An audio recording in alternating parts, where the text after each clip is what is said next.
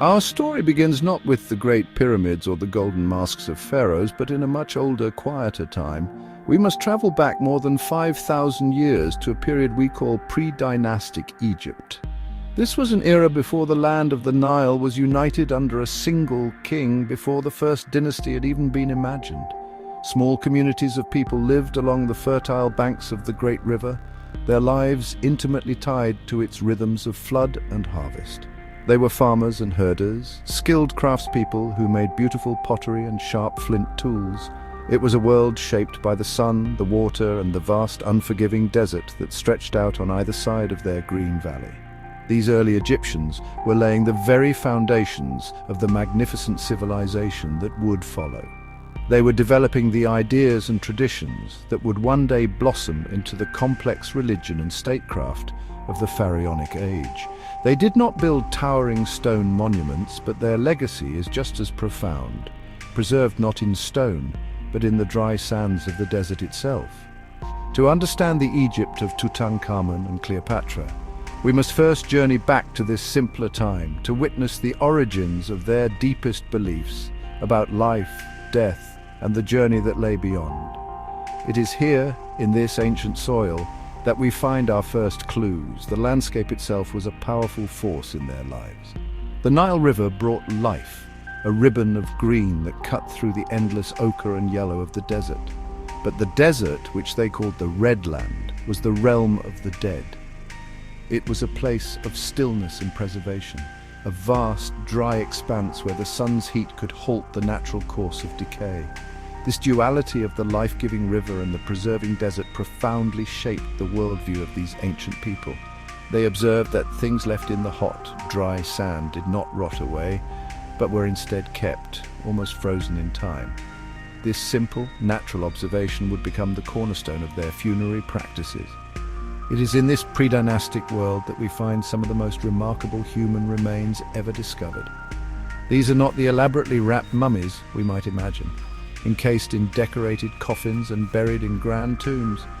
They are something far older and in many ways more poignant. They are individuals who were laid to rest by their loved ones in simple pits dug into the desert floor. The sand itself became their embalmer, the sun their eternal guardian. These are the natural mummies of Gebelein, and they offer us an unparalleled glimpse into the very dawn of Egyptian civilization, long before the first pyramid ever touched the sky. Our journey takes us south of modern-day Luxor, to a place known in ancient times as Inati and today as Gebelein. The modern name comes from the Arabic for the two hills, a fitting description for the rocky outcrops that rise from the western bank of the Nile. For millennia, this location was a center of life and, crucially, of death. The hills provided a vantage point over the fertile floodplain, while the surrounding desert offered a perfect place for burial. The ground here is sandy and gravelly, and the climate is exceptionally arid, with the sun beating down relentlessly and rain being an almost unknown event. These conditions created a perfect natural laboratory for preservation. The process of natural mummification is a wonder of environmental science. When a body is buried in the shallow, hot and dry sand of a place like Gebelein, something extraordinary happens. The intense heat of the sun quickly warms the sand, which in turn draws all the moisture out of the body's tissues. This rapid dehydration is the key. Bacteria and other microorganisms, which are responsible for the process of decay, cannot survive without water. The body does not decompose. Instead, its skin, hair, muscles, and even internal organs are preserved, dried out, and hardened over the centuries. It is a process that happens entirely by chance, without any human intervention or chemical embalming. The ancient people who lived near Gebelein would have understood this process through direct observation. They would have known that burying their dead in the desert sands would keep their bodies intact. This was not a scientific understanding in our modern sense, but a practical and spiritual one. They saw that the physical form of their loved ones could be saved from disappearing. And this must have had a profound impact on their developing ideas about an afterlife. If the body could be preserved, perhaps the spirit that once inhabited it could also endure and continue its journey. This natural phenomenon, therefore, was not just a curiosity, it was a divine promise. This area, which later became an important cult center for the goddess Hathor during the Pharaonic period, served as a cemetery for many hundreds, if not thousands of years. The pre-dynastic graves were simple affairs, shallow oval pits dug just deep enough to contain the body and a few simple possessions. The deceased were placed directly into these pits, and the sand was shoveled back on top of them. The sun and the sand then went to work, performing their slow, silent miracle of preservation, turning these simple burials into accidental time capsules that would wait millennia to be rediscovered and to share their secrets with a world their occupants could never have imagined. The story of the discovery of these remarkable mummies takes us to the late 19th century, a period of intense archaeological interest in Egypt. European museums were eager to acquire artifacts from this ancient land, and explorers and archaeologists flocked to the Nile Valley. In 1896, an Egyptologist from the British Museum named Wallace Budge was in Egypt acquiring antiquities for the museum's collection. While in the area of Gebelein, he was approached by a local resident who told him of a remarkable find. The man led Budge to a shallow sandpit where a body had been unearthed, perfectly preserved by the natural conditions of the desert. Budge immediately recognized the immense importance of the discovery. These were not the linen-wrapped mummies of the later Pharaonic periods. They were something far older and more scientifically valuable. He learned that several bodies had been found in a single grave, all naturally mummified. Understanding the significance of finding a complete undisturbed burial from such an ancient period, Budge arranged for the excavation and acquisition of the entire group. He carefully documented the process, ensuring that these fragile remains were transported safely from the sands of Gebelein to the galleries of the British Museum in London, a journey of thousands of miles. The excavation was not a large-scale, systematic archaeological dig as we might imagine today. In those early days of Egyptology, methods were often more direct. The discovery was made by local people, likely by chance, and the subsequent removal of the bodies was done quickly to secure them for the museum. Budge's primary goal was acquisition, to bring these unparalleled examples of natural mummification to London for study and display. He successfully purchased the remains of 6 individuals who had all been buried together in the same simple pit, a discovery that would provide extraordinary insights into pre-dynastic life and burial customs. These 6 individuals arrived at the British Museum and immediately became a source of fascination. They were tangible links to a distant, almost mythical past. Unlike elaborately prepared mummies, which were the product of a complex and costly artificial process, these people were preserved exactly as they had been laid to rest by their community. Their discovery was a landmark moment, shifting the focus of study from just the grand tombs of kings to the simpler burials of ordinary people. They opened a new chapter in our understanding of ancient Egypt, revealing the very human origins of its famous obsession with eternity.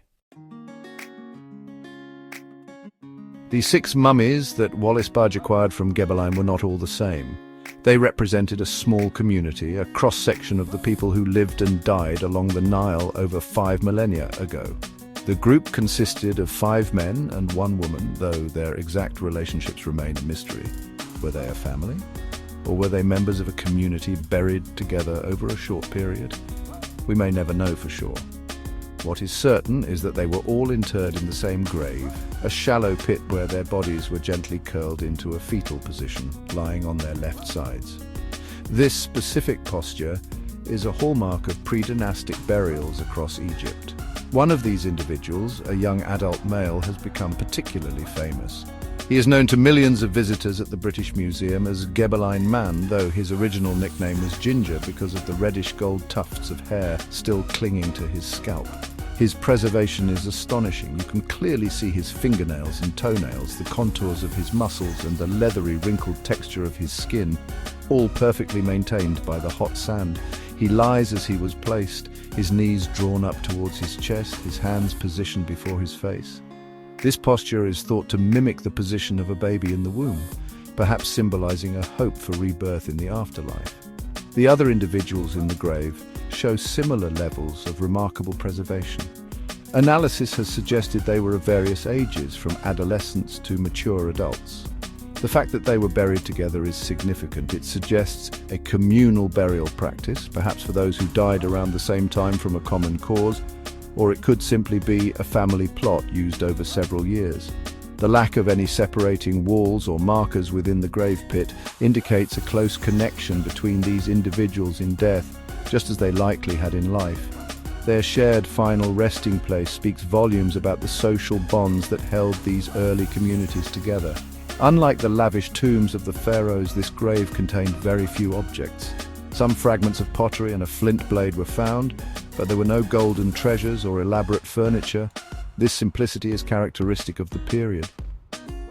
Grave goods were meant to be useful items for the deceased in the next world, but at this early stage, the focus was primarily on the preservation of the physical body itself. The greatest treasure these people hoped to take with them on their final journey was their own intact form, a vessel for their spirit to inhabit for all eternity.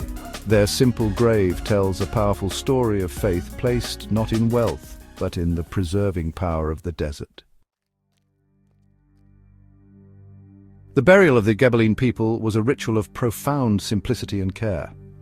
Once the shallow oval grave had been dug in the sandy ground, the bodies were not placed directly onto the bare earth. Instead, they were often laid upon mats woven from reeds, the same kind of material they would have used for flooring and bedding in their homes. This simple act provided a clean surface for the deceased and perhaps symbolized a final bed for their eternal rest. It shows a level of respect and tenderness, a desire to provide comfort for the departed even on their journey into the unknown. It was a humble gesture, but one filled with deep human emotion. In some cases, the bodies were then covered or wrapped in materials like animal skins or more reed matting. This was not the intricate layered bandaging of later mummification, but a more straightforward covering. The purpose was likely twofold. Practically, it would have protected the body from being directly abraded by the sand and gravel as the grave was filled. Spiritually, it may have been seen as a form of clothing or a blanket to keep the deceased warm and secure in the afterlife. These simple coverings represent the earliest origins of the concept of wrapping the dead, a practice that would evolve over thousands of years into the complex linen bandages of the pharaonic era. The position of the body was highly deliberate. Each of the 6 individuals from the main grave was placed on their left side, facing west. This orientation was not accidental. The west was the direction of the setting sun, and from the earliest times it became associated with the land of the dead. Just as the sun god Ra was thought to die each evening in the west and be reborn each morning in the east, so too, it was hoped, would the deceased. By facing west, they were oriented towards the entrance of the underworld, ready to begin their journey towards rebirth and eternal life. This careful positioning reveals a surprisingly sophisticated and standardized set of religious beliefs. The final step was to fill the grave with the sand that had been excavated. This act completed the burial and entrusted the deceased to the care of the desert. The sand would make direct contact with the body, or with its simple coverings, and immediately begin the process of desiccation. There was no coffin or sarcophagus to separate the body from this natural embalming agent. The ancient Egyptians had placed their faith entirely in the power of their environment. They had created a burial ritual that was perfectly adapted to their surroundings, a beautiful and effective synergy between human belief and the natural world. For over a century, the Gebelein mummies have been objects of public fascination, but they are also subjects of intense scientific study. Modern technology allows us to look inside their preserved bodies without causing any damage, revealing secrets that have been held for more than 5,000 years. Early investigations in the 20th century used X-rays, which provided the first glimpses beneath the skin. These images confirmed the skeletal structures were intact and helped determine the age and sex of the individuals. They showed that these ancient people were physically much like us, with no signs of unusual diseases or deformities in their bones. In recent decades, a far more powerful tool has been employed: computed tomography or CT scanning. A CT scanner takes thousands of cross-sectional X-ray images and uses a computer to assemble them into a detailed three-dimensional model of the body. This non-invasive technique allows scientists to virtually unwrap the mummy, to examine its bones, tissues, and even internal organs in incredible detail. The scans of the Gebelein mummies have provided a wealth of information about their diet, health, and lifestyle. For example, analysis of their teeth has shown wear consistent with a diet that included coarse grains ground on stone querns that introduce sand and grit into their food. These scientific investigations have transformed our understanding of these ancient individuals. They are no longer just preserved bodies, they are biological archives. The scans can reveal healed bone fractures, indicating the physical hardships of their lives. They can also show signs of arrested growth lines in the bones, which might suggest periods of famine or illness during their childhood. By studying these silent witnesses, we can reconstruct a picture of what life was like in pre-dynastic Egypt. We learn about their daily struggles, the food they ate, and the injuries they survived. It is a level of personal detail that ancient texts or pottery could never provide. The science is constantly evolving, offering new ways to question the past.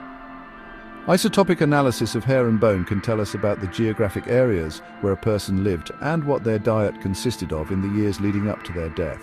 Ancient DNA analysis, though challenging with such old remains, holds the potential to reveal genetic relationships between the individuals buried together and to trace their ancestry. Each new scientific technique opens another door into the world of the Gebelein people, allowing their 5,000-year-old bodies to continue telling their stories in ever greater detail. The most famous of the Gebelein Six, the man nicknamed Ginger, has been the subject of the most intensive study. For many years it was assumed that he and his companions had died of natural causes. There were no obvious signs of violence on the surface of his incredibly well-preserved body. He appeared to be a young, healthy man in his late teens or early 20s who had simply been laid to rest. However, a detailed CT scan conducted in 2012 by the British Museum revealed a shocking and tragic secret that had been hidden for millennia. The scan created a high-resolution, three-dimensional model of his skeleton and soft tissues.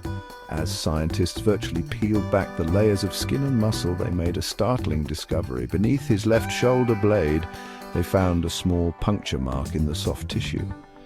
This injury was not visible on the outside. When they examined the skeleton underneath, they found that the shoulder blade itself was damaged, and one of the ribs below it was shattered. The shape and location of the wound strongly suggested it was caused by a sharp-pointed weapon, perhaps a copper or flint dagger, plunged into his back with considerable force. This was no natural death. This was a violent attack. The examination revealed even more detail.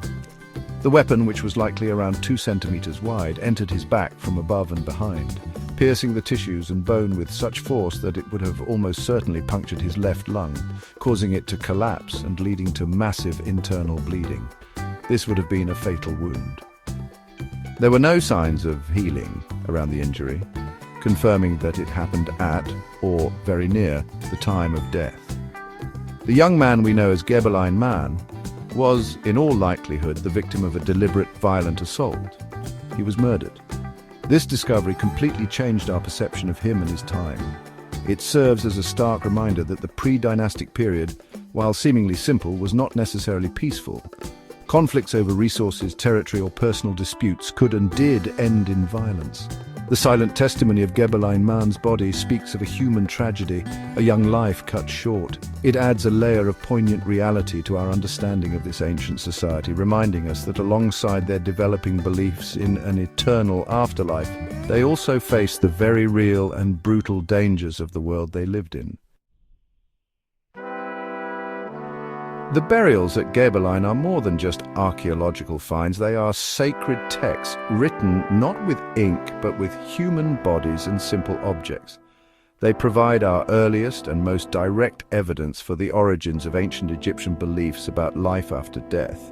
The careful preservation of the physical body was the absolute central pillar of this belief system. The Egyptians believed that a person was made up of several parts, including the physical body, and various spiritual aspects like the the life force and the personality. For the spirit to survive and enjoy the afterlife, it needed to be able to return to its physical form. The natural mummification offered by the desert sand was therefore seen as a gift. It ensured that they remained recognizable for the and. This is why the practice of burying the dead in the desert began and why it was so important. The fetal position, as we have seen, likely symbolized rebirth, the hope of emerging into a new existence, much like a baby emerges from the womb. The orientation towards the west aligned the deceased with the cosmic cycle of the sun's death and rebirth. Together, these elements, preservation, position, and orientation, formed a powerful ritual designed to guarantee eternal life. The inclusion of grave goods, however simple, reinforces this belief. The pots found in the graves likely contained food and drink, provisions for the long journey ahead. A flint knife would be a useful tool in the next world, just as it was in this one. These objects show that the afterlife was imagined as a continuation of earthly existence, a place where one would still need to eat, drink, and protect oneself. This concept of a tangible physical afterlife would remain at the heart of Egyptian religion for the next 3,000 years, culminating in the immense treasures buried with pharaohs like Tutankhamun to equip them for their eternal reign. It is fascinating to see that when the Egyptians later developed artificial mummification techniques, involving the removal of organs and the use of salt and resins, they did so because their burial customs were changing.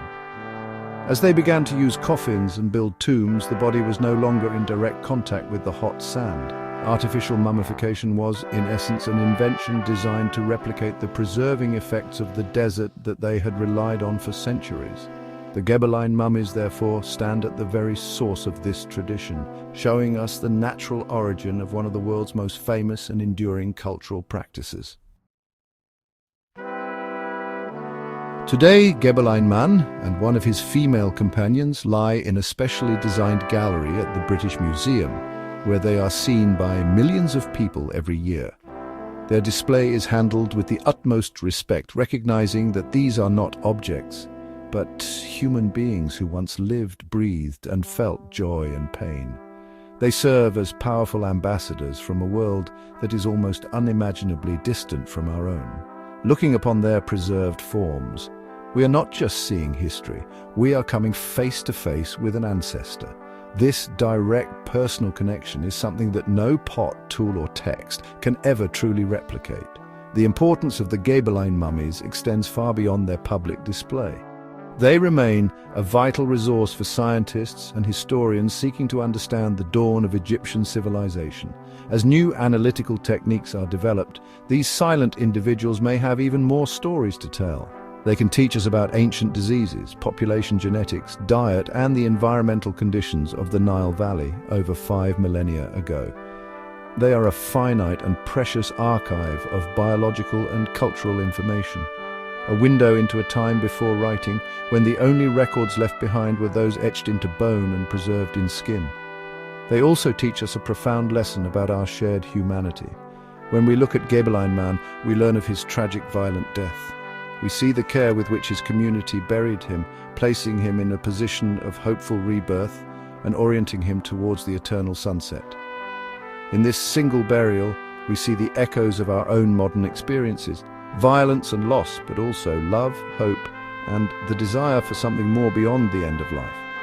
These fundamental human concerns bridge the vast gap of 5,000 years, connecting our world to theirs in a powerful and deeply moving way. Ultimately, the Gebelein mummies are a testament to the unique interplay of environment and belief that gave birth to ancient Egyptian culture. They show us how a simple observation of the natural world, that the desert sand preserves the body, could blossom into a complex theological system that would inspire the construction of the pyramids and the filling of pharaohs' tombs. They are the starting point of that incredible story. And by preserving their fragile forms, the desert has given us one of the greatest gifts an archaeologist could ever ask for: a quiet, intimate, and timeless conversation with the people of the past.